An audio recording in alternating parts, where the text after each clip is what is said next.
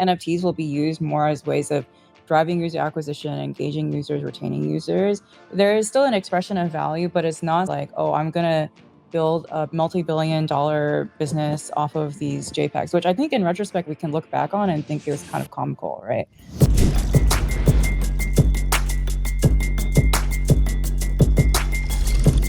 What's up, everybody? Welcome to another episode of Lightspeed. Today, we are joined by the team from Magic Eden. We have Zedd, the co-founder and COO. We have Tiff, the general manager for Salami, aka Solana. We have Rex, the co-founder and chief engineer. Guys, welcome to the show. What's up? What's up? Thanks for having us. Yeah, pumped to have you here. We have a lot to talk about today. We want to talk about royalties, incentivization programs, what's going on with Magic Eden, and a lot more. But let's start high level. And Zedd, maybe if you want to go first, let's just talk about the state of NFTs. And to make it dramatic, is the 10K PFP collection dead? Holy shit. Jumping straight into it. I don't think it's dead. I think the form factor of NFTs, I think, is still up for debate. That's for sure. But 10K PFP is, let's acknowledge it. It's the only use case that has worked so far. There are many other use cases that are being experimented on, but it is down pretty bad at the moment. But I think the main thing that is driving that is more that there needs to be a bunch of other creator types that have to come in and try things for NFTs. And that's actually where we spend a lot of outsized mindshare at Magic Eden. But I don't think it's dead. I think to say it's dead is a little bit overblown. It's kind of like saying, people, I remember because I was at DYDX in the very early days of crypto, people were saying tokens would, like ERC20 tokens were dead in 2017, right? After ICS. But the form factor it came back as, obviously there were thousands more tokens that came even after that. There were tons of token models that were invented, like governance models, incentive models, DeFi Summer, all that stuff sort of came after people were labeling tokens as dead. So if you kind of just like take a step back and just zoom out sort of a little bit from where we are, which is sometimes hard because we're in the depths of crypto Twitter, we're in the depths of obviously this bear market. It may be really hard to do that right now, but we've sort of seen this before, and I have a lot of conviction that this may not be the exact form factor, but it's definitely not dead. I think there's something here, and there's a reason so many people are working on this. So we continue to be really bullish about it. Yeah, Tiff, I'm wondering, I'd like to hear the same from you. How do you think about the current? Yeah, I think people oftentimes forget this like universal truth, which is like in the current iteration of NFTs really popped off during the pandemic because like people wanted to make friends. I feel like that is oftentimes forgotten. Like people, primarily boys, men, wanted to make friends on the internet. And then if you think about, well, was that able to maintain like true, like was this the format that helps people meet people and develop relationships? Like that's the reason why NFTs are different from fungibles, right? It's because they like reach into your heart. They're like emotional. They're inherently emotional. No, it's not really true, right? Like, but it's not because it's part of the form factor and like the PFPs themselves, but it was a lot of the things that like surrounded the PFPs. So remember back in the Stone Ages, Magic Eden used to have public mints. So it was easy for anybody to enter the space, and then we started getting botted to hell, right? And then that introduced the whitelist meta, which we are currently still in. And then the whitelist meta is really prohibitive for new users to get into the space. Sometimes when people like don't want to deal with wallets, right, that also is like another hurdle. So then when you're like, okay, is this the thing that is going to actually bring connectivity and social interaction to the masses? Like probably not, although it had a really good run. I think also like PFPs are inherently markets built on scarcity, right? And there are only a small number of social clubs that can be considered cool. Otherwise, the whole thesis falls apart. So I definitely think like NFTs will continue to be a way for people to connect and form deeper relationships. I just don't know if like, the 10K PFP supply is going to be the thing that brings back like the next bull. So, Mm-hmm. So that's you put it really interestingly there. Just like NFTs as a way of boys and men to make friends, kind of in the cold COVID markets. What part of prefer to think of it like that's how I can relate to it as like a how can I explain it to like a retail and collector. I made friends with Mert over that Yeah. time. I can call whatever happens from here. I can call this a success. Well, along those lines of thought, I do wonder, like for somebody who's just coming into the space, or maybe is just sort of about crypto through Friendtech or something, what is the pitch for NFTs? Like, why should they care about NFTs? I feel like you guys are probably more qualified than anyone to answer that. Like, what would your pitch to them be? Why should they care? You want to take it, Tiff? Yeah, I mean, I've always thought NFTs. So I joined NFTs because I loved to write. So I spent like 2021 doing like different writing programs. I got into 3 programs, and then I learned that like the life of a writer sucks, right? You just like write for 50 cents a word or 30 cents a word. You pitch all day long to publications who don't give a shit about you. And then, you try to like publish a book, and the chances are like nobody's going to read it. So the amount of distribution that you can get, and then the authenticity of ownership, I think are always like foundational elements for why NFTs are compelling. I think to date though, it's kind of, I will say it's to be very transparent, a lot of the things that we've always known were challenges back in 2021 are still like not fixed, or like there are still challenges that like lie in the way. I guess this could be like a nice segue to talk about the shit show that is royalties, right? Like that was the foundational reason why artists and content creators came to the space, and now that's even still today, it's like this longest saga that will never sorry, I should be more positive, that is still, we're still in that chapter, like that is currently having its fair share of trouble, right? So I think there needs to be the technology needs to be more consistent in order to really get people to care outside of crypto and NFT, outside of like our native circles. But yeah, and theoretically, right, if those foundational elements are there, the pitch should still be like very, very coherent and compelling. For me, we should lean into the things that make NFTs, as like the properties of NFTs, really interesting, right? And I think that surface has really barely been scratched, because all we've really done is we've like pointed like images, like pointed NFTs to images, basically, is like the extent to which we've scratched the surface. And yeah, like what Tiff was saying around like ownership, and then I would also add in there, you can make a lot of these things programmable in many ways, and barely anyone has touched that surface area. And I think NFTs as different kinds of asset types, not necessarily financialized assets, but we're in crypto, so let's be real. It's probably like the the first levels of adoption will always be somewhat financialized, but that to me is where this stuff gets really interesting. And the fact that you can just spin up markets for anything, you can spin up internet level liquidity for anything, you can spin up internet level access for anything, right? Like it's no longer confined to things that are physically possible, like literally physically possible between 2 or 3 people, or some small groups of people. You suddenly have internet level scale for anything that you do with NFTs. And to me, that is what makes this design space just the most interesting of all of crypto. So I want to touch on what Tiff said, which is, at first NFTs were more about distribution for creators and artists. And I mean, they still are. But one thing that we've noticed is, especially with the recent news of OpenSea not supporting royalties anymore, is it's actually quite hard to enforce royalties for these digital assets on a technical level. And so Rex, you are highly technical. You have actually solved this problem with, I remember you guys had something called the OCP, or the Open Creator Protocol, a while ago. Can you talk about, one, why it's so difficult to enforce royalties, and 2, how the different ecosystems tackle this, Ethereum and Solana? For sure. So back to the royalty and enforcement topic.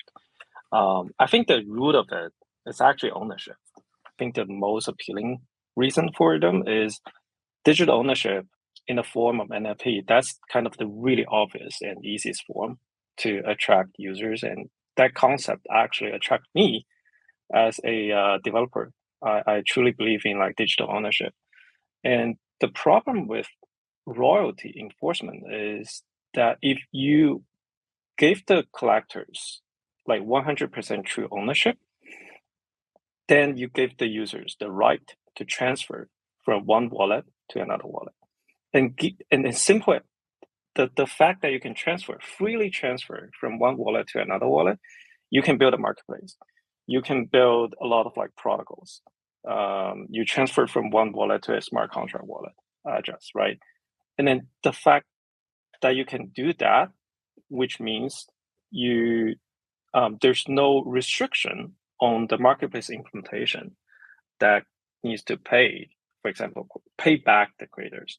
I think this is the fundamental root of like why it's so hard to introduce royalty enforcement. On Solana, what's really kind of like I think it's also kind of feature is oftentimes the metadata and the standard of the NFTs are really standardized within the whole ecosystem. Like before PNFT, we basically did OCP attempt to kind of like create an experiment to see if we can create a protocol level of enforcement. Essentially, it's just a whitelist or blacklist model. So you basically want to take away a little bit away from the true ownership, 100% ownership from the users, and then give it that to either a protocol, to a smart contract, or a marketplace, so that constraint enforces that the process of transacting a NFT pays back the creator royalties. So later on, I think everyone joins the effort from Metaplex, and I think PNFT is a great successful, like a lot of ecosystem buying, and Magic Eden is was actually the first implement PNFT in our marketplace. And I think that hopefully that explains like why royalty enforcement is fundamentally is a pretty difficult problem to be solved, and you have to take a little bit like part of the ownership and then trade it off for royalty enforcement. Yes. Yeah, that was a really good answer. I think to summarize the last few minutes for the audience that maybe isn't as familiar, NFTs, one of the big selling points when they first got popular was that if you're an artist and you do a mint, yes, you'll be able to profit from that initial mint, but maybe you're not well known at the time. But then you'll have royalties on secondary sales. So say 10 years from now, when you're really famous and your art's selling for 100 times the value, you'll still generate revenue from that. And then people realize it's really hard to enforce at the protocol level. But on Solana, that's actually not the case at the moment. And that's because I think it's like 99% of the NFTs are under the Metaplex standard. That has some benefits in that you can put in these royalty enforcement clauses, which essentially says I can whitelist which exchanges support these, like socially support these royalty fees, but also it can be seen as a negative because you have to rely on Metaplex to actually update their standard, right? Whereas on like Ethereum, you may not have that. So Chase Chapman has this line that like NFTs don't have a revenue problem. They have a recurring revenue problem because creators are, they're making this revenue at the initial mint, but you don't have this like ongoing subscription fee. And Vibhu actually from Drip talks about like he would never wish a one-time NFT drop on like any competitor, because once you like do this drop, you have all of this responsibility to continue to build, like whether it's an ecosystem or a game, to support that the value around those NFTs so they don't drop to zero. So I'm just curious, maybe Zedd or Tiff, where do you see the monetization aspect of NFTs for creators going forward? So my opinion is that we're a bit away from figuring that out.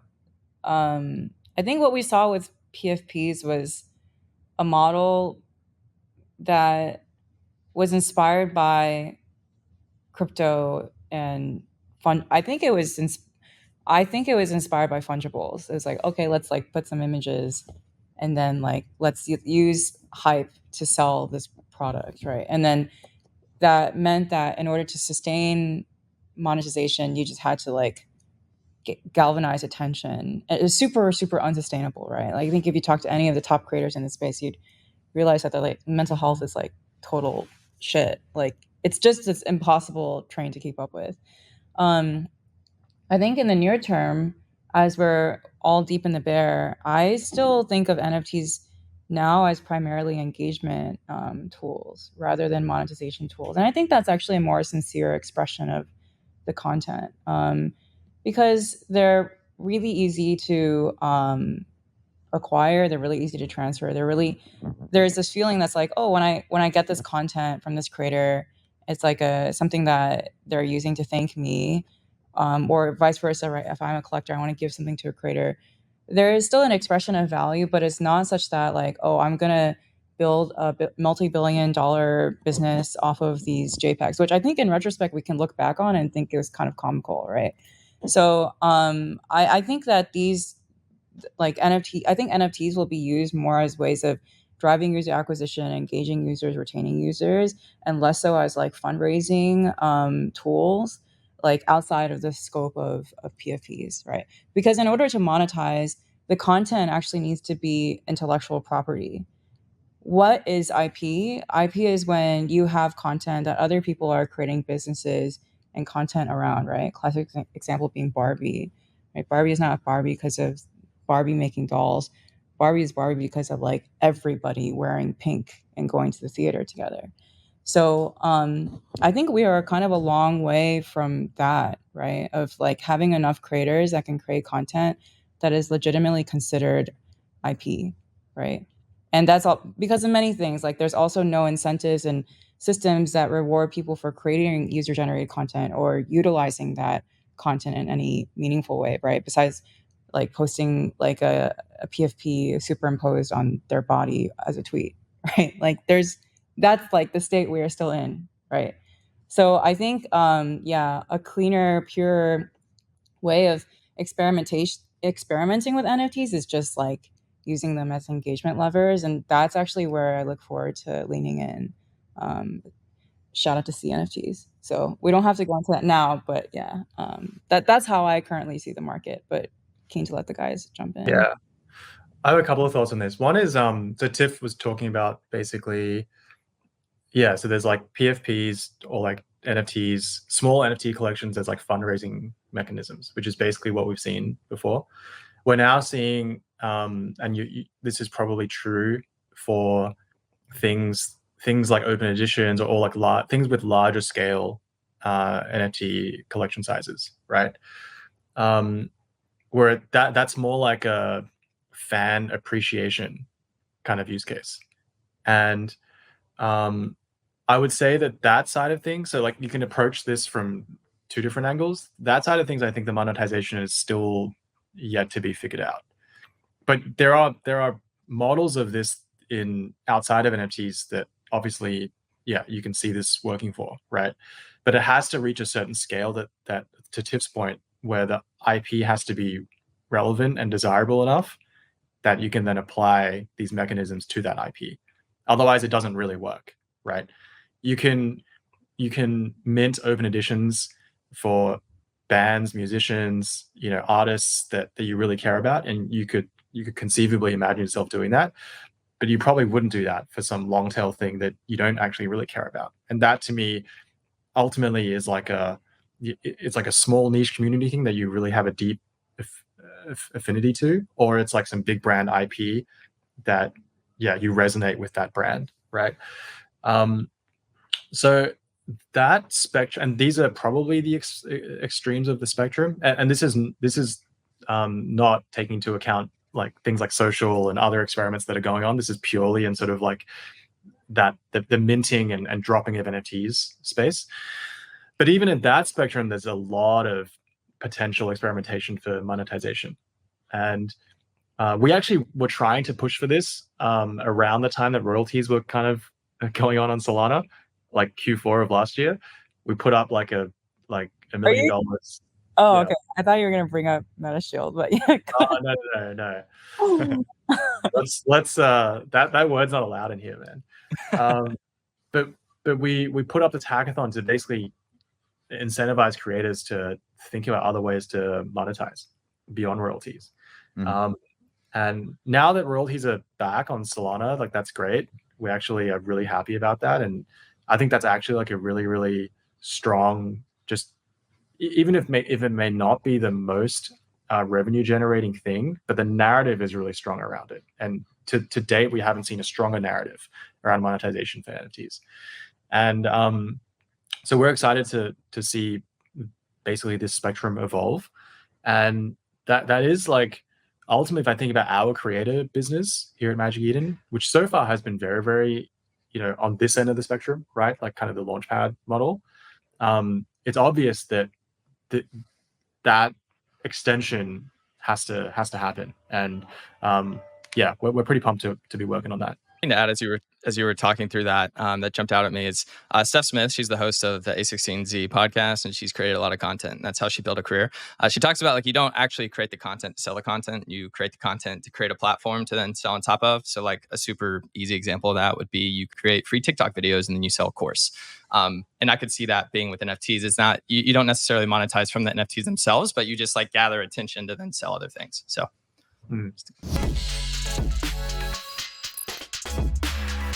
Everyone, we'll get back to the show in a minute, but I want to let you know that we got our Permissionless conference coming up. This is our conference with Bankless. That's the biggest and best conference in DeFi. It's going to be in Austin, Texas this year. Yep, I know you love it. They got tacos, barbecue, Barton Springs. Got it all. September 11th through the 13th. If you've been in crypto for a while, you know that the bear market conferences are the best conferences because those are the ones where all the alphas had. The people that are still in crypto all really want to be there. It's going to be great for building a network, for learning a lot. And look, we've got a phenomenal lineup of speakers that include people like Hasu, Stani, Christine Moy, and Kyle Samani. Talking about ZK Tech, rollups, account abstraction, MEV, app chains, and more. Look, I'm damn excited. Because you're a listener of Lightspeed, you're going to get a special discount. Type in discount code Lightspeed30 and you'll get 30% off your ticket. That's right. Just type in Lightspeed30 when buying a permissionless ticket and get 30% off. Click the link at the bottom of this episode and go get it now because prices are going up every 2 weeks. All right, back to the show.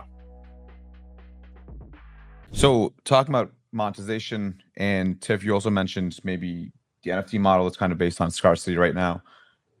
You probably know what's coming next. Obviously, compressed NFTs on Solana have kind of changed this around from maybe a mindset of scarcity to a mindset of abundance. So just for the audience who might not know what compressed NFTs are, first, can you explain what compressed NFTs are? And two, what I'm most interested in is how does Magic Eden think about compressed NFTs? With things like drip, kind of maybe turning NFTs into content, but even things like Helium, which is turning NFTs into like actual utility, like they use it to represent their hotspots, of which there's like 200,000 or 300,000. So just, what is your guys' mental framework for compressed NFTs in this new shift we're seeing? Yeah, I can take a pass and then maybe Rex can give the more technical version of what I say too. So the very to a normal person, I'd say creating NFTs has costs. And when you have CNFTs, it's a new technology that allows you to mint a significant number of NFTs for significantly less cost. And if we think about Solana as a chain and where its superpowers are, the ability to have lots and lots and lots of transactions due to low transaction speeds, high transaction speed, low transaction cost, high transaction speed, is the ability to actually power use cases that use a lot of NFTs. So this is very bullish for the ecosystem.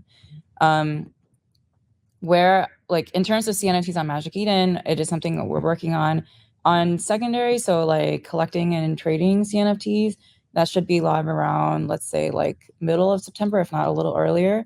And then in terms of us powering more primary or minting experiences, that should be hopefully the same month. So sometime later in September.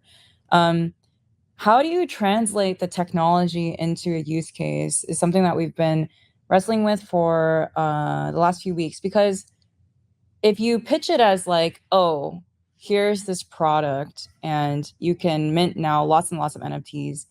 Yeah, why does someone outside of crypto care, right? Because and also when you're pitching creators and you say CNFTs, they're oh, that's cool, but I don't know, my L2 on ETH also is not that expensive, or even if it's more expensive, that's fine, I can just eat that cost. I want to stay on the other chain. So I think for us, it's not always, it shouldn't be a narrative that's driven by the technology. It should be more of a narrative that's driven by the use case. So challenging NFTs to not be about, speculative assets and more about, collectible moments. And so, yeah, I have huge, admiration and appreciation for what Vibu is doing. I think it's great that there are other people who are working with creators as platforms that know how to work with creators. There aren't actually that many on Solana, and it's great to see like another player in the space. I think what Magic Eden can bring to that conversation is like a highly engaged set of users, right, that are very real and proven over time. So Magic Eden powered 10 times the number of transactions as OpenSea in 2022. It was like over 280 million transactions. And then also, right, we have like people who reoccurring like come to Magic Eden. Our average session lengths are around 14 minutes, which is 1.5 times that of TikTok. So imagine being able to power the idea of bringing more collectible moments that have more mass appeal as a marketplace, and then having really powerful and proven distribution. I think that is kind of a sweet spot where then creators can understand who is actually collecting my item. Like, are they real, first of all, and how passionate are they about me, right? This is like a problem that exists in Web 2. You cannot distinguish who is watching your content versus who would actually spend money on your content, like their willingness to pay. You can't distinguish your fans from your super fans. And because of what we bring to the table, both in distribution as well as knowledge about our users, I think that, and then the ability to power that technology, that's where I think there are like really interesting things that Magic Eden can start to play with. I don't know, Rex, if you want to explain any like the technical part of the NFTs. I think CNFT is a great enabler because I think the superpower of Solana is like lightning speed of transaction speed and super cheap transaction fee. However, Solana is actually pretty expensive creating on-chain bytes or on-chain accounts. I'm not sure, like before CNFT, I think, I'm not sure if the audience like familiar with the NFT of Solana. Yeah, actually, to create an NFT, you need to create 4 or 5 accounts. And each account is actually pretty expensive to quote unquote rent. So you need to pay the rent fee so that your account don't get like recycled. So it actually turns out to be like even for other like L2 chains on EVM, the cost of minting one NFT sometimes and usually is cheaper than paying the rent fee of creating an NFT on Solana. I fundamentally believe like Solana Foundation actually want to fix this. I only think there may be two options. One option is maybe, hey, compress the 4 or 5 accounts into one account. But I'm really surprised that Jerry Xiao like take this step way further. Is instead of compressing into one account, it's compressing the whole collection into a Merkle root. And I think that fundamentally changed the game. It's not like compressed for that's like ON scale. This is like log n scale. It's way powerful to kind of like cheaply create CNFTs. I think this is really, yeah, I have to admit this is a really good innovation coming from Solana. Rex, is it accurate at all to describe CNFTs to people that are not technical as you have this metadata off chain? You then use cryptography to create almost a fingerprint of that data and put it on chain in a trust minimized way? Yeah. Okay. It's for us non-techies. Perfect. Yes. Tiff, you may have said this. One thing that just jumped out at me is when you said people spend 14 minutes on average on Magic Eden's website. Like if you've worked in product at all, that's absolutely absurd. So I'm sure a part of that is people are just looking for communities and NFT collections to see what they want to join, right? So a big part of that's discovery. So I'm curious how you think about the future of like horizontal versus vertical marketplaces. Magic Eden right now, from what I know, is largely just like it's one website people go to, and it's almost like a aggregation model where you have all the NFTs in one place and people can discover other ecosystems. Then you also have something like Shopify, right? Where it's like all these different websites use Shopify, but you don't actually even know that you're dealing with Shopify. And versus Amazon, where people go to Amazon and it's less about the actual products, it's more about Amazon and the reviews. How do you think about that? And maybe just to add on, because I think that made it sound like the aggregation model was a bit negative. You have something like YouTube that is an aggregation model. It's like the second biggest search engine, right? But one of the reasons they succeed is because they reward creators so well. So yeah, how do you think about vertical and horizontal marketplace and discovery? And then we have this other dimension, which is like multiple chains. So I don't know if you're like horizontal, vertical, and like some other 3D. I don't know. I think, Joshin, do you want to take a stab at this one? There's a lot to discuss. Yeah, there's a lot. Okay, so let me try and tackle this in a couple of different pieces. One is like, let me describe what Magic Eden is today as just the baseline. And today, Magic Eden is basically, I would consider ourselves more towards like the Amazon than the Shopify, right? But we're not totally Amazon either. But we have this dimension of basically building on multiple chains and serving multiple ecosystems. So you come to Magic Eden, it should have all of the inventory from all of the chains, all at your fingertips, right? And I think that has always been our sort of P0 thesis of what the marketplace at least should serve in the, let's call it short to medium term. And the reason I say that is because Magic Eden and just the way that the NFT ecosystem is developing is that the reality is that there is content on all of these different places. And it hasn't played out exactly how we thought it would, in the sense of, we always thought that there'd be really, really different forms of content on different chains. So that hasn't exactly played out. But it's true that there is definitely content on all these different chains. So whoever can basically make that the most frictionless experience for a user to discover, access, not feel like it is a tribal and segmented kind of market, I think there's a massive opportunity there. And I think that thesis is becoming more and more true with just the sudden rise, not sudden, but the very recent rise of a lot of activity on L2s now. And so I think we can get into all of that as well. So that's part one.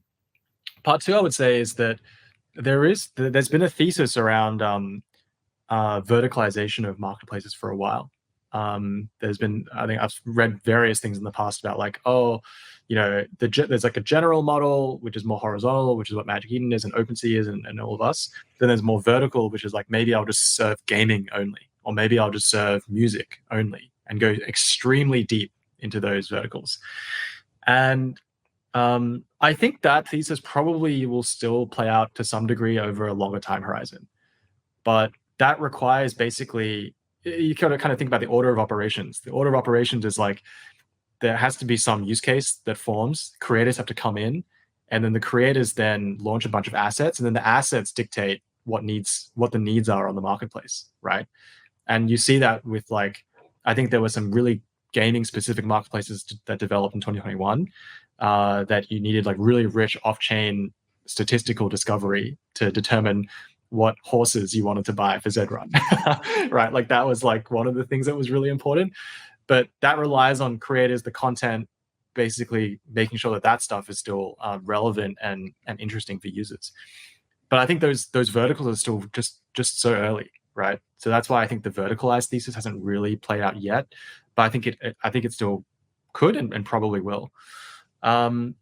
We've also dabbled into the verticalized space just through providing Magic Eden kind of in this like to use your words, like some Shopify model where games are using Magic Eden's backend infrastructure and using that to build their own white labeled marketplaces, right? So I think that for sure is still a use case, but that isn't the primary thing that Magic Eden cares about. Today, the thing we are focused on is let's make sure we are present and available where all of the NFT content is being created, right? Solana is a big part of that because probably there's no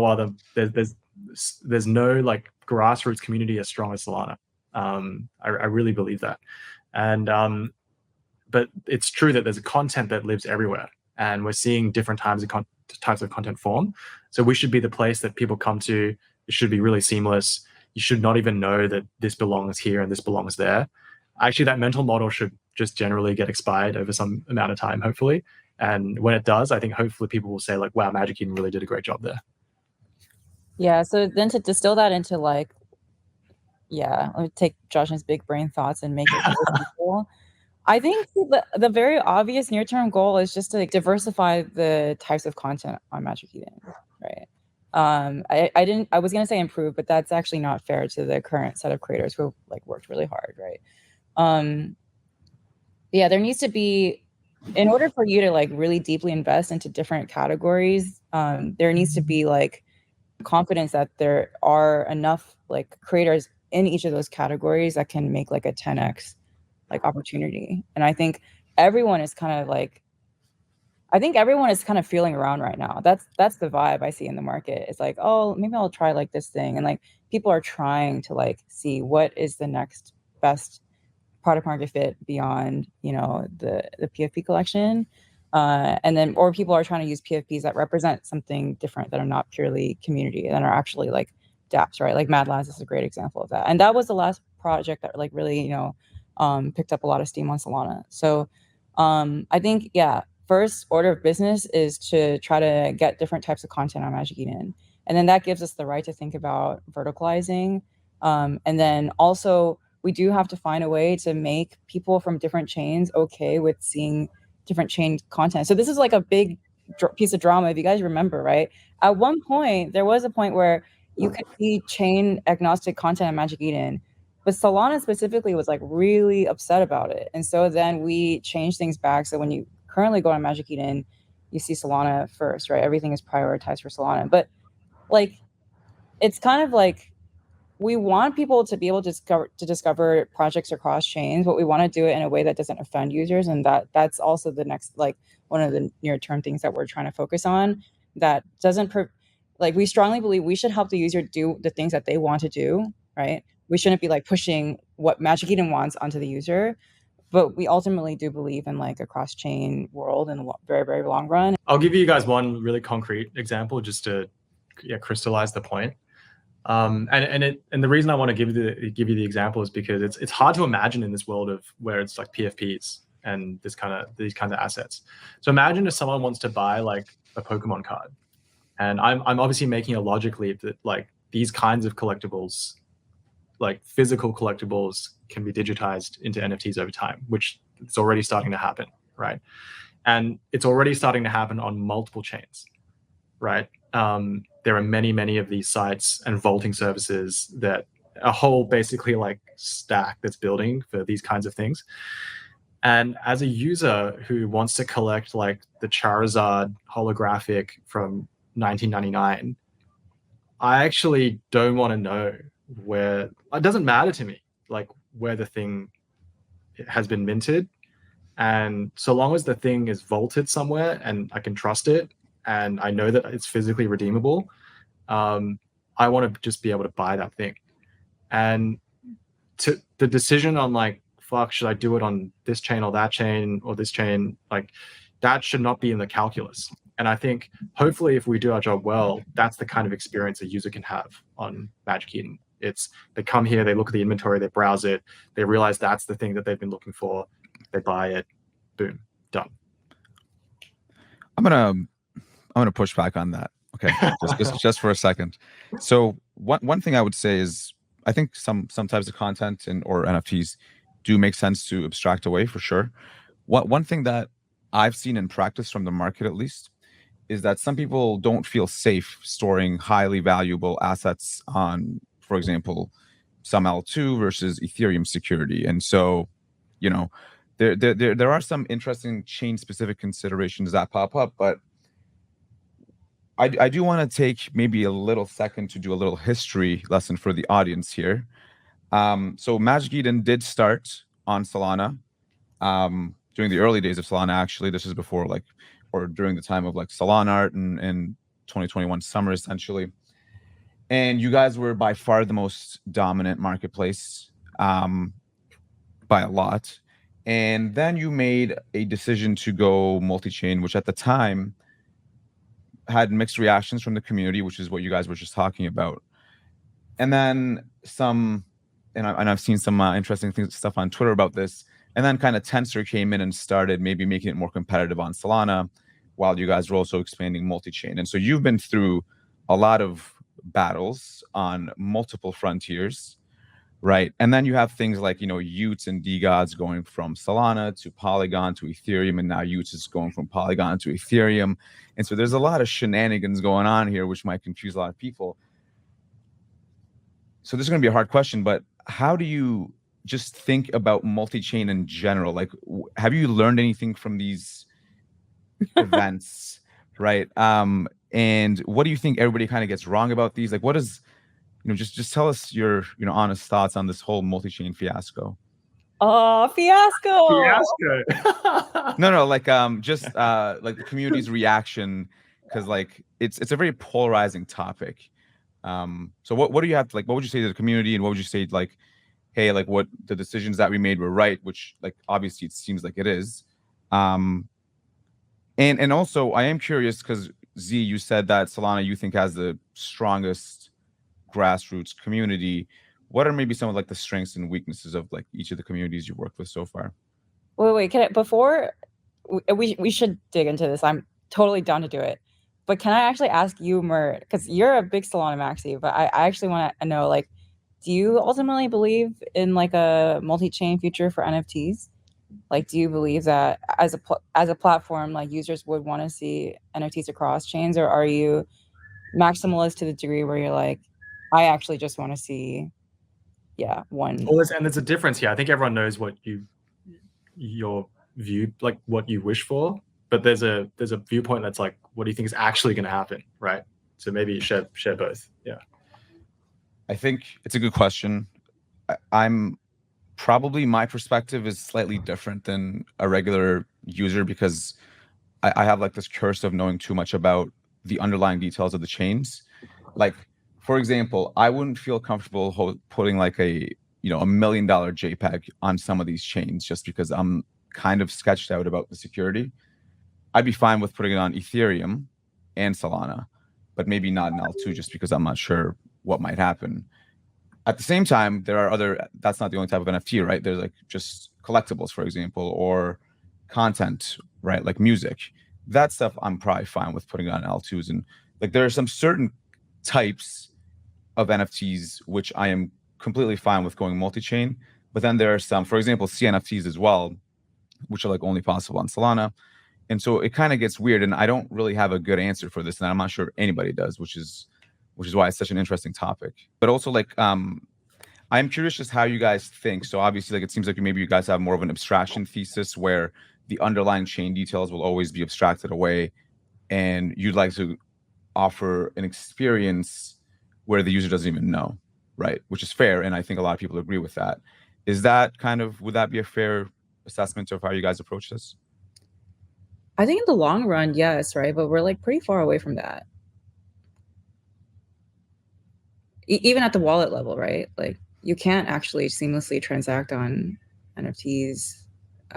We've only started to see multi-chain wallets like pop up in the last year. But okay, how about this? I'll take the past, and then Josh and Rex, two wise gentlemen, will take the future. So in terms of the past, happy to take, like, basically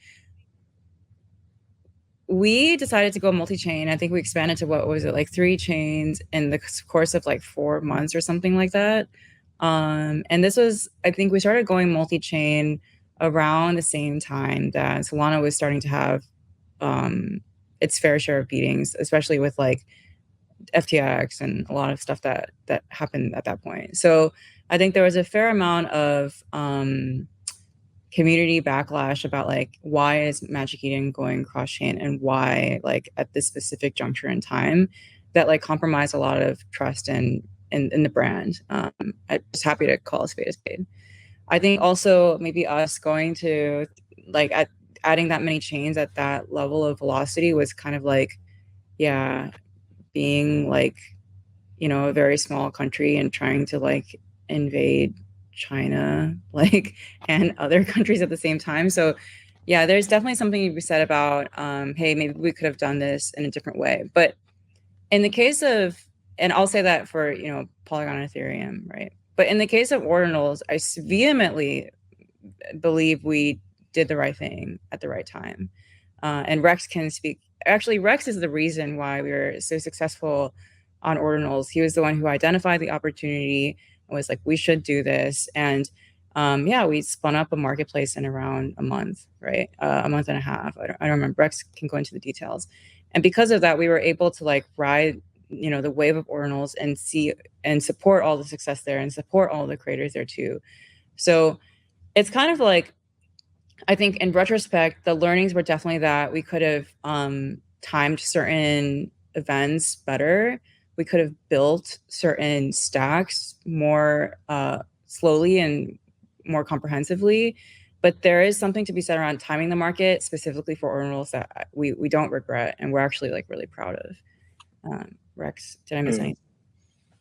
I think actually after chapter 2, I think this is a couple months ago, the whole company dedicated a lot more, actually most of the resource in Solana. And we will have like way more products to be shipped really soon.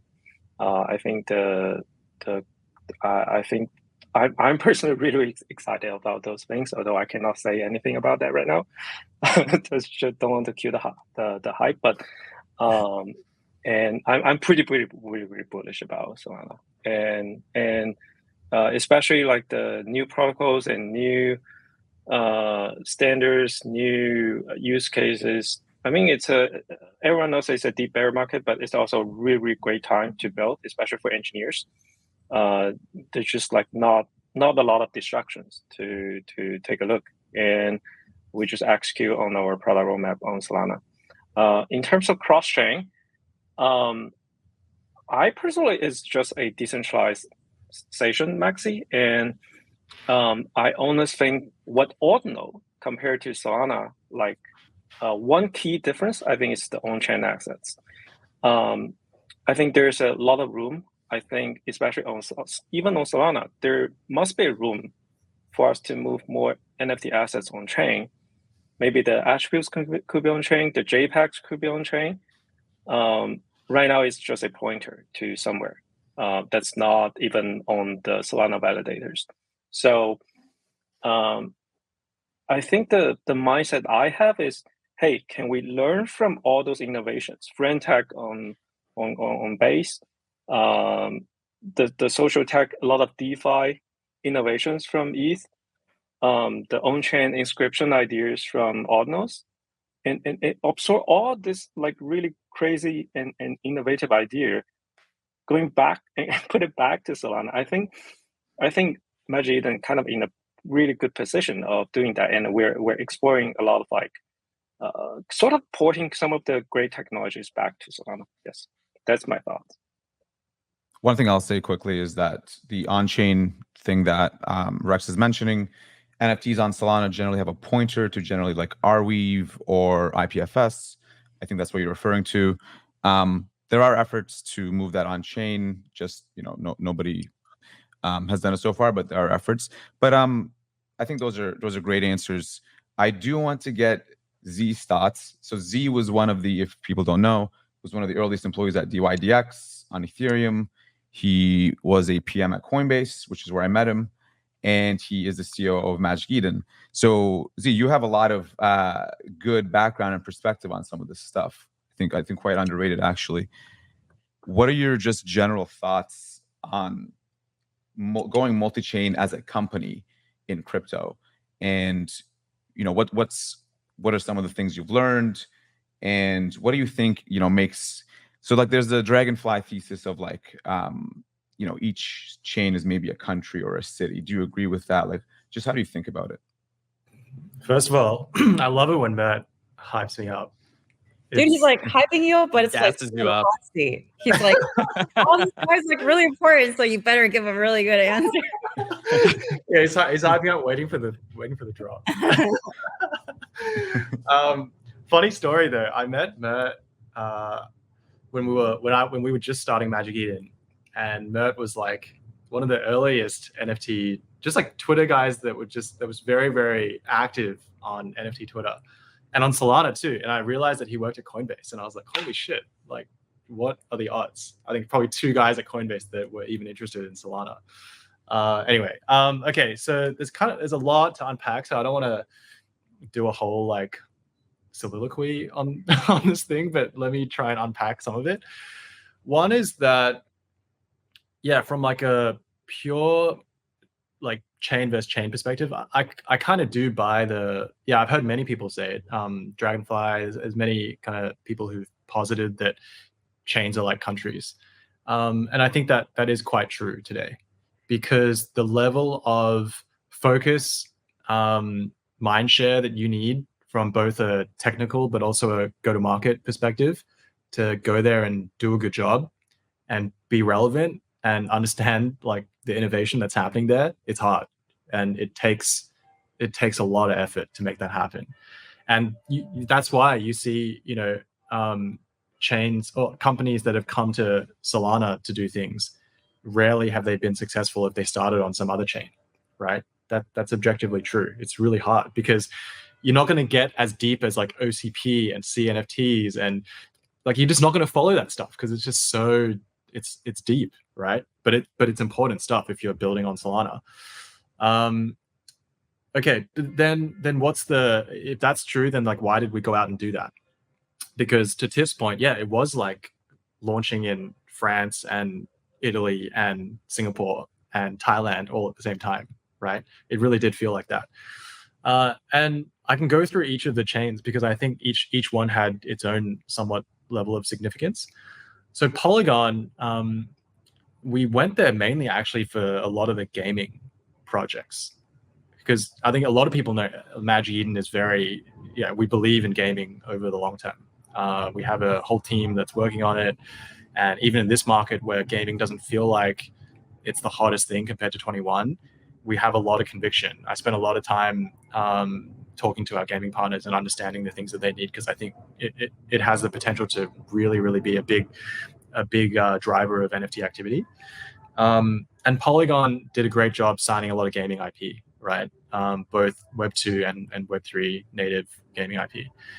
And to dispel one thing about the Polygon thing, we launched it in December, which obviously timing-wise looked like we were just doing that because of FTX. But we were working on that since like August, July of that same year.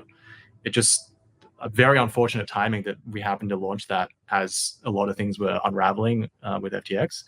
So it wasn't a direct relation, actually, from a timing perspective. We were always going to do it. And that, I think, shows one other thing about company building that I just want to call out. Company building's hard because it's so multifaceted, right? You got to like line up the strategy around like, do we go on all these chains? How do we do it? You got to line up the go-to-market. You got to line up the tech. Make sure you have enough resources. And then when you do it, it's like, what's the narrative and the comms? How do you convey that to your users, the community, everyone who follows crypto, such that they understand the decision? And especially in this market, or in this industry, you want the community behind you. And I think candidly, we just didn't do a very good job of that. That's actually where I think where we really underperformed relative to at least my expectation from just a pure company building perspective. But what in defensive marketing at the time, I actually do not know if it would have been possible to garner excitement. It's very hard. Very hard. With our existing audience. But yes, please go ahead. Yes, Tiff is amazing. And yes, this was not a dig. Let it be known, this was not a dig at Tiff. A lot of digs on the show. Yeah. But would we have gone and done BD and partnered with all those gaming projects on Polygon? Would I do that again? Yes, 100%. Because I believe now we are set up for the next couple of years as the really high quality games continue to build out over the next 2, 3, 4 years, right? Like one example, we worked with Wildcard, who we are really bullish on as a team. They were on Polygon, and to work with them, we had to be there, right? As much as we wanted them to come to Solana and do some stuff on Solana, it wasn't possible. So we had to go there.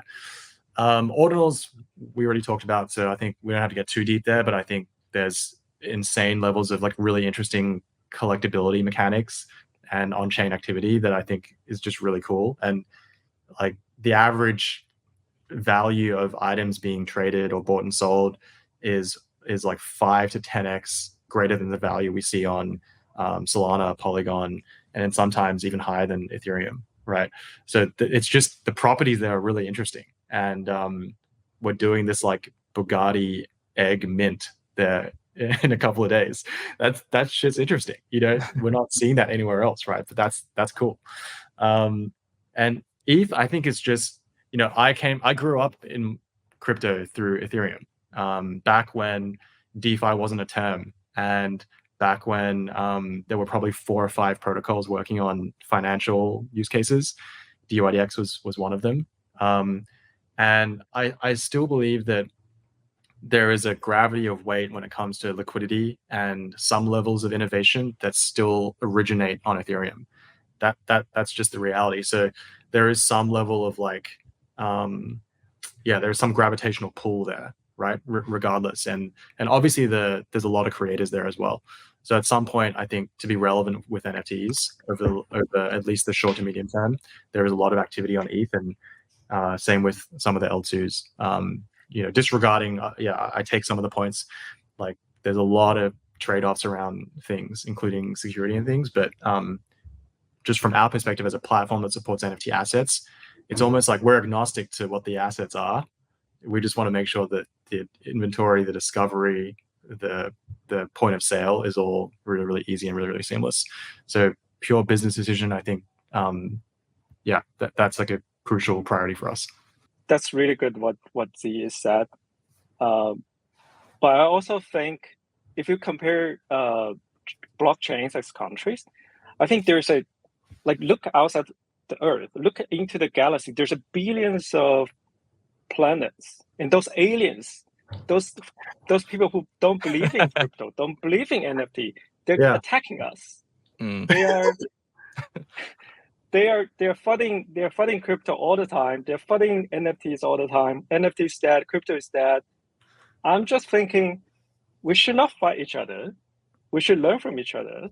And there's enemy out there. There's a lot of mass adoption opportunity out there. I think we should onboard them, helping them to understand us.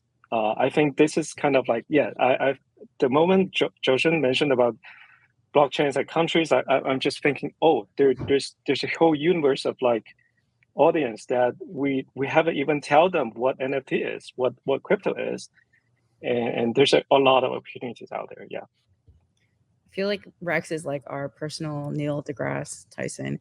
Wait, so wait, I actually did want to ask as a follow-up, right? So Mert was saying, hey, do you believe in the abstraction thesis? What is our shorter to medium term approach of cross-chain awareness, and is that something that Magic Eden seeks to do, which is introducing people to different chains? How would you guys respond? It's Tiff's podcast now.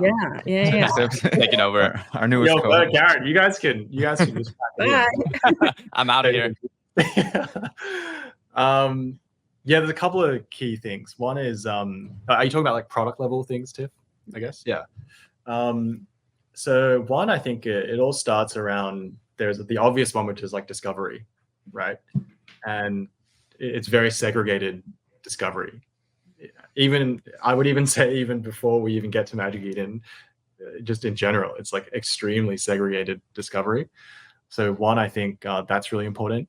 Two is, I think and this is, it's getting better with time, which is the ability to purchase, transact without needing just the wallet plus downloading a brand new wallet plus going to an exchange and setting it up. That whole there's a lot of shenanigans process there that it's just getting a lot better, and a lot of these native behaviors I believe should happen on Magic Eden, or can happen on Magic Eden. And then the last one, I think, is around the profile experience, right? When you are coming to check out your items, your inventory, all these things, it should feel just like the stuff that you own. It should not be I have to click these things and then look at my things I have on Solana, then look at the things. It shouldn't feel like that. It should feel like, here are the things that I've just collected, and most of that is then pretty well abstracted. And then once you have those building blocks, I think you can start to really introduce users to new content that exists on the chains, And maybe the thing we did wrong was actually we tried to do that a little bit too early, right? When some of this infra, some of the stuff that we feel like is quite possible in the near term was actually not really that possible. So it was basically just like a front-end representation of the segregation that already exists today, right? And we just magnified that. Maybe that was the case. I don't know. I need to reflect on that a little bit more. But I think that is basically the direction when we talk about some of this abstraction work. And it's really important for us. Like some of the key surface areas: profile, collection page, homepage, the end-to-end sort of like getting the user to their first NFT and then getting them to discover the other types. That I think is a really, really important journey that we have to continue to nail down. Z, you were on a podcast with Bankless. It was you, Stani, and Frank from DGods. And this is when you were talking about going to Polygon, supporting Polygon, and we were talking about DGods going to Ethereum and Yoots going to Polygon. And at the time, Yoots and DGods were making up, I think, like 60% of the volume in Solana NFTs. And that's one reason Frank said that they were going to essentially like expand into a bigger audience. Zedd, I'm curious, like everyone in that group was talking about how there was this like symbiotic nature of brands on Polygon and how that like elevated individual brands within that ecosystem themselves, because you had like Nike, Starbucks, these other companies all in one place. And that would benefit other NFT brands. I'm curious, now that you see Yoots going to Ethereum, it's clearly probably because of liquidity. Do you still believe in that thesis? And on that, you also mentioned that you thought NFTs migrating to other like L1s or L2s is something that you expect to see more often. Do you still think those two views? Okay, on point number one, on both of those things, I still think that it's a thing that is possible. On number one, the brand point, let me talk about why I think that hasn't been realized yet, because I think that might be interesting to illuminate.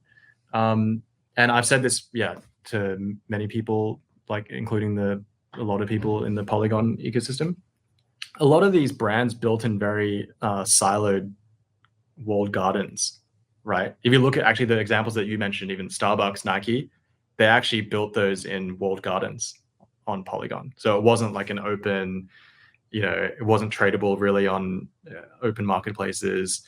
The community was pretty isolated.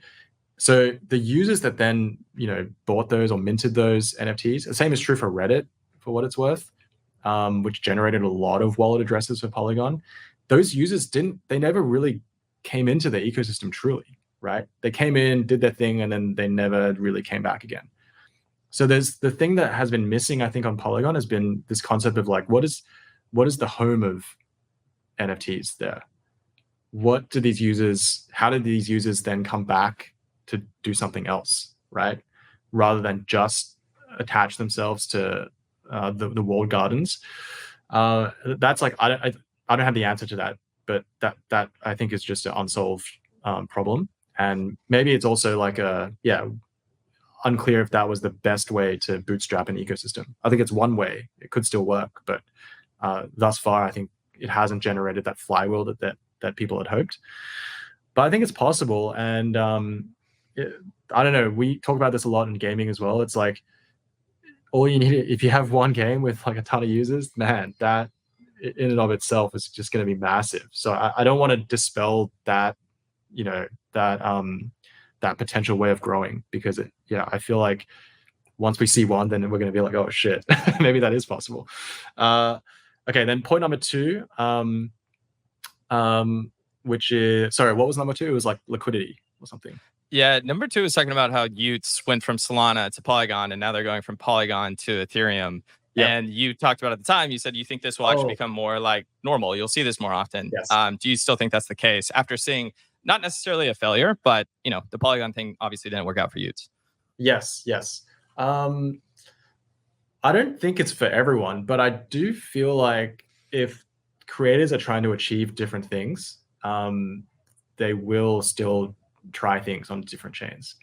And I mean, a good number of our Bitcoin ordinals creators, a good number of them came from Solana, actually.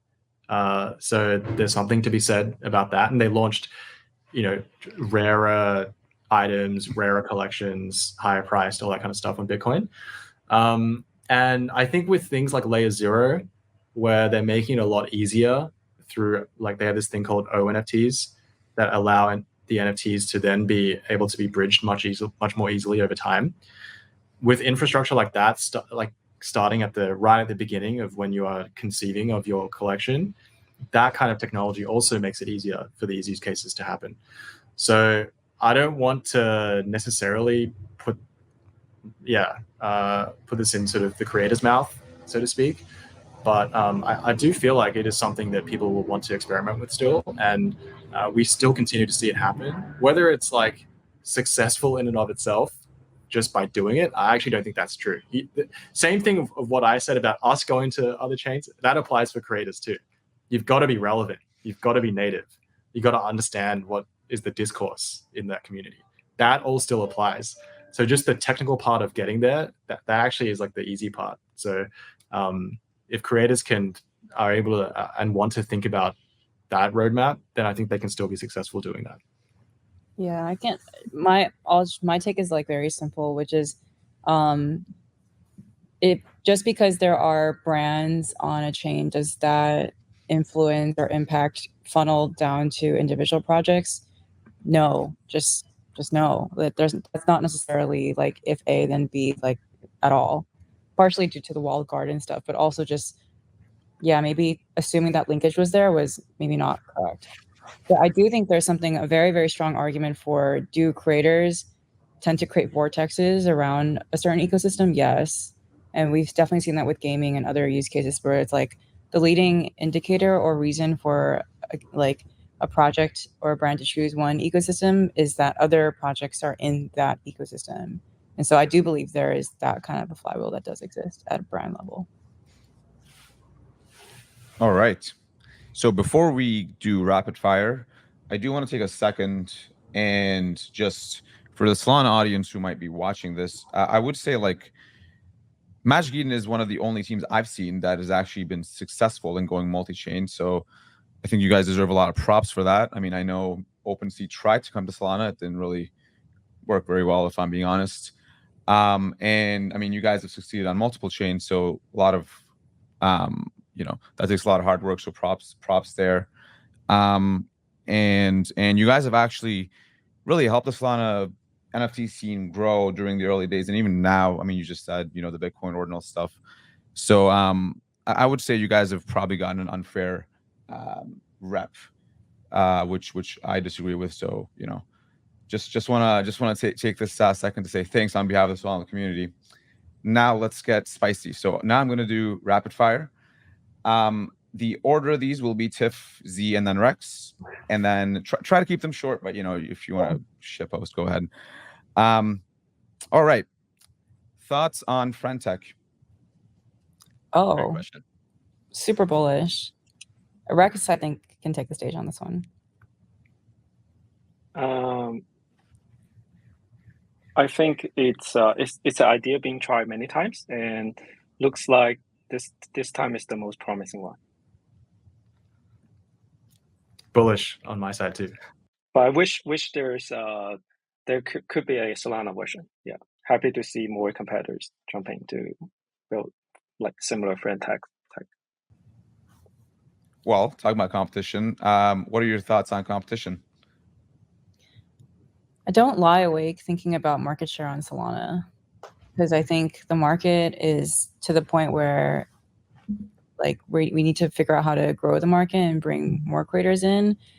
And yeah, okay, 40, 50, 60% market share, like, I don't know. It's just not something I lie awake thinking about.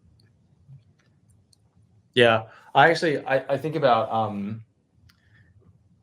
TAM of this market more than I think about competition, because just things like Friendtech illuminate that massively. It's kind of like step changes in innovation or a use case that suddenly gets a lot of people excited and brings people in. I think that is more important to think about. I think competition from like a pure NFT marketplace perspective, there's a lot of NFT marketplaces. I think for Magic Eden, if I were to describe where we need to be, it is when people think about NFTs, whether it's the actual word NFTs or just the form factor, in which they get popular, they should think about Magic Eden. That to me is the success case over the long term. I think we should probably leaning more what customers want instead of what competitors is doing. If customers want really smooth trading experience, let's dramatically improve the trading experience.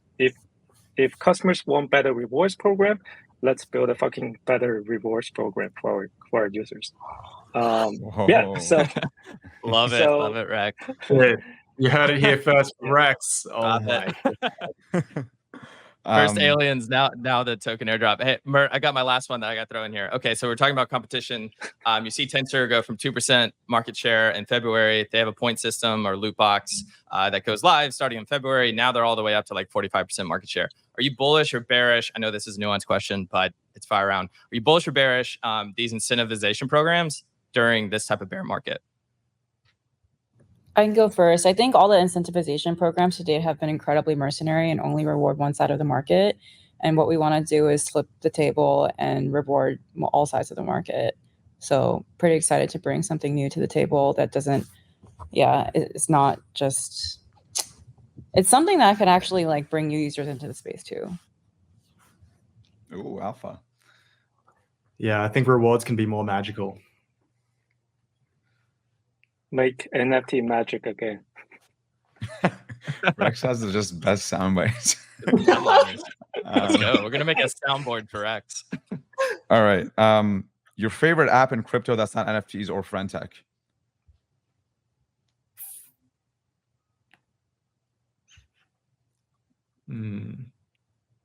Tiff, you go first. I'll give Drip their flowers. I think it's cool what they've built. Appreciate But that's how NFTs. Oh shoot, not NFTs. Yes. Wait, can you repeat the question again? Coinbase, because they power seamless transactions, dude. All I do is NFTs. Yeah. The question, Rex, is favorite app that's not friend tech or NFTs. Okay. Z? I'll tell you the one I use the most. I use Uniswap and DYDX the most outside of NFTs. But they're not really like consumer brand. I mean, I have to shield DYDX because I used to work there, but they're not like consumer brands that I love. You know what I mean? Because it's kind of not like that. I don't know if there is one. I can't think of one that invokes me in that way. But those are the two that I use the most outside of NFTs. For me, especially for Solana audience, I would definitely say Anchor as a tag. It's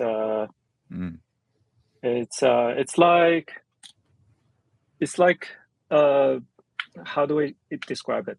It's like the 2.0 of how you write like Rust smart contract in Solana. It's actually 2 years ago, it just enables like the bull market for Solana. It's just like an influx of developers just being enabled by the Anchor tools developed by Amani. I think that's a really cool tech. Your 3 favorite NFT collections. Come on, Tiff. Oh, I have 2. I'm trying to think of the third one. It's okay. You can take time. We'll cover. Mert always asks like top 3. That's hard. Okay, cool. I'll say I gotta give Igor a shout out. So yeah, Bitcoin Bandits, OG. I just feel like it's just a really pleasant community that isn't trying to flip every other day. I think Lily is really cool. I think Bundle is one of the few builders in this space who's actually trying to create like a real community that's easy and accessible and he's not purposefully trying to be esoteric.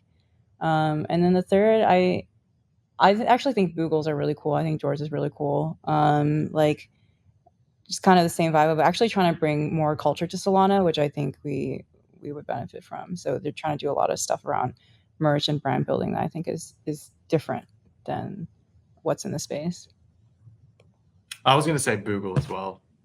That was my number one. Not that I have one. I don't have one. But George, if you're listening, mate, could really use a hand up here. 2, Ordinal Maxi Biz. ZK, he's been doing so much on Sol, on Bitcoin, even from the early days. I just think, yeah, that guy is just a machine. I have a soft spot for some of the really OG Solana collections as well. Some of these I own, some of these I don't own anymore. But if I think back to like September 21, it's it's Degen Apes, it's Solana Monkey Business, it's Thugbirds. I just have like a real nostalgic soft spot for when people used to go on Spaces and just go caw, like all this was this magical time. I something about it. I yearn for I yearn for those days again. Fuck that. For me, I actually own a lot of NFTs, trade a lot. But I really want to highlight some of the builders behind those collections. Fox is one of them. Melas, of course, and also Bitcoin Band-Aids, OMB. Yeah, these are the on top of my mind. And Blocksmith Labs, we should give them their flowers. Like, they've built incredible tooling. Yeah, I think they're one of the best builders in the space. How do you explain what you do to your parents? Dude, I think my parents think I work at an art gallery. Like, my dad knows about NFTs and asked about OpenSea, and I was like, no, I don't work there. Yeah, and my mom was like, "Oh, we have money. You can invest. Do you want to take some of my money?" I was like, "No, don't let me play with the family money on JPEGs." Yeah, I think something about NFTs and art is their extensive knowledge. Yeah, I've stopped trying to. I mean, like, I couldn't explain to them DYDX at the time. I mean, Coinbase is somewhat explainable. And then when I just said I was leaving Coinbase to do something else more risky in crypto, they couldn't really accept that. So I just, at this point, I sort of leave it as people collect some stuff online and then we let people do that. But man, it's not an easy thing to do. Oh, back to favorite collections, by the way, I also have to give flowers to Asset Dash. They're also building something very real. I think like the most like real of a loyalty program, and they're really experimental too, especially with the NFTs. So I think they're really cool. Rex, what do your parents think you do?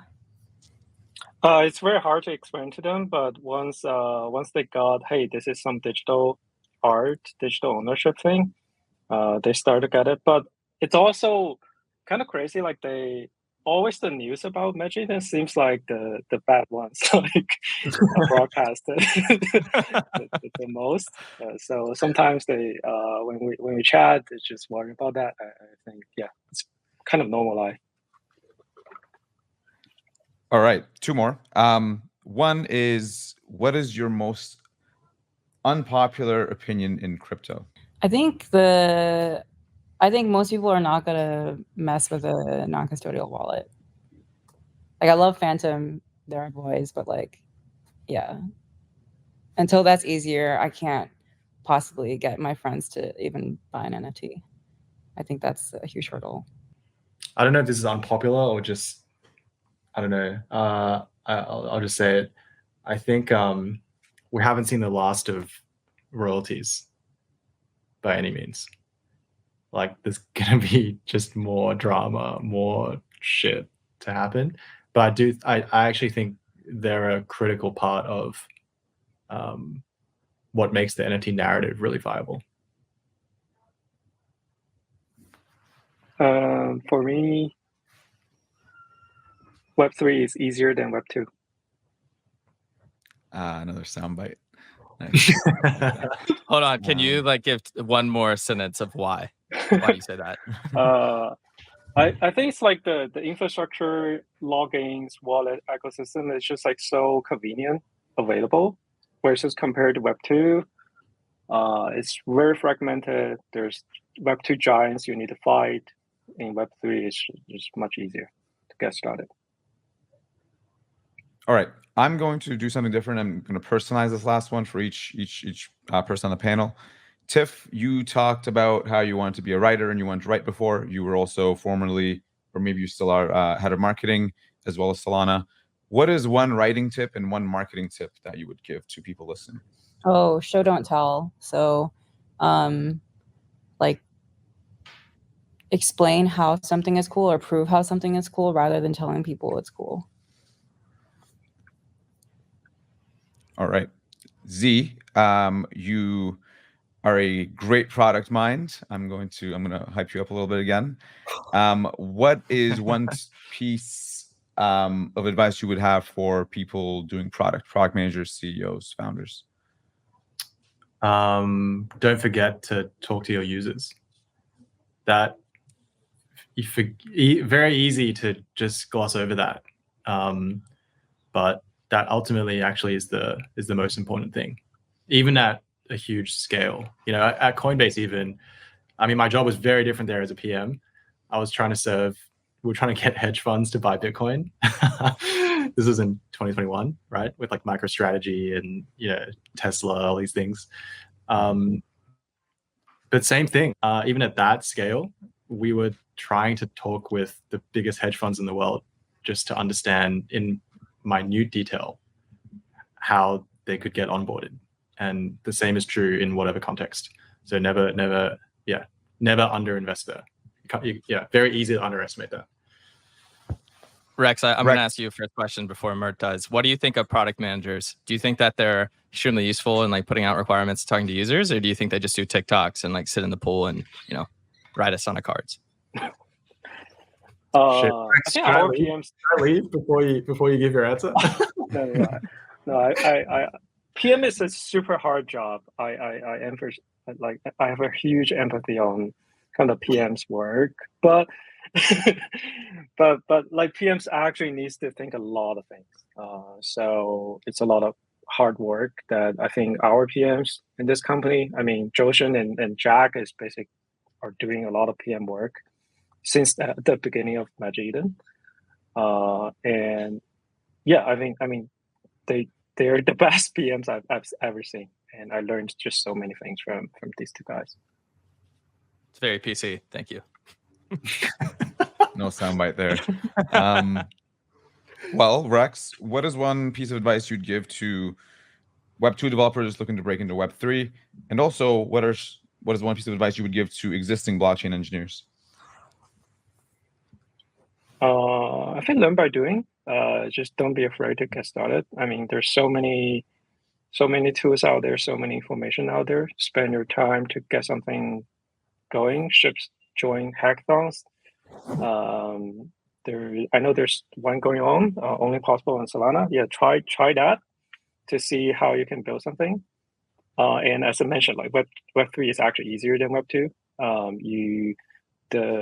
The space is smaller, which means the information flow is like much more efficient. Like go on Twitter, join the communities, follow Mert, so you get a lot of offers from Solana. And I know, just learn by doing. Yeah. I think that's the fastest guess of it. Sweet. All right. That was really great. Rex, Zedd, Tiff, thanks so much for coming on. It's a really, really good episode. I advise everyone, check out Magic Eden. Look, Solana 1 is just so cheap. If you're going to mess with NFTs for the first time, it's the way to do it. But guys, thank you so much. This was an awesome conversation. Thanks, guys. Thank you. Yeah. All right. We'll see you next time.